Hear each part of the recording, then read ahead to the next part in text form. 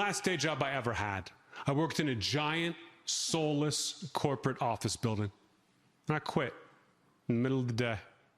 After I watched a 60-year-old woman accidentally step into an empty elevator shaft and plummet 30 stories to her death. I just walked right the fuck. And that was my last day in elevator repair. I had this one day job. Someone kept stealing my lunch.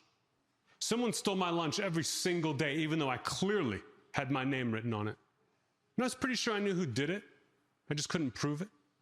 So one day before work, I crushed up an entire bottle of laxatives. Enough laxatives to cripple a man. And I put them in my food. And then I waited until this guy got up to go to the bathroom. And as soon as he did, I shit all over his desk.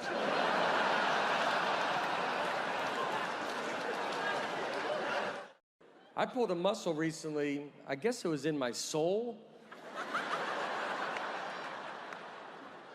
I mean, it was dead middle of my body. I thought it was the front, and then I was like, well, that back hurts too. You know, so. Well, what's in the middle? What muscle is in the middle? Whenever I meet a pretty girl, the first thing I look for is intelligence. Because if she doesn't have that, then she's mine. I've spent the past 2 years looking for my ex-girlfriend's killer. But no one will do it.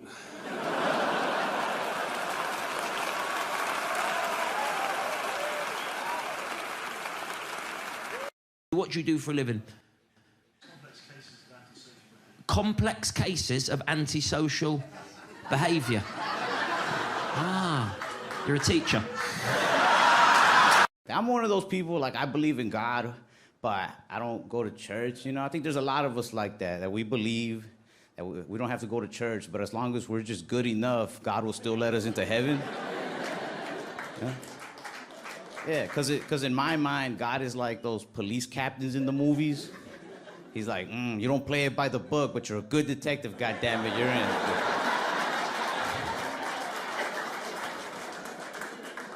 And I'm just at the gates like, thanks, Chief. People like to say those kinds of things. It is what it is. You see, if you repeat a word twice in a sentence, you can say that with a lot of confidence. Business is business. Rules are rules. Deal's a deal. When we go in there, as long as we know what's what and who's who, whatever happens, happens, and it is what it is. I might be one of the greatest guys of all time. Like, I've got a kid in Africa. Yeah. I've got a kid in Africa that I feed, that I clothe, that I school, that I inoculate for 75 cents a day. Which is practically nothing, you know, compared to what it costs to send him there.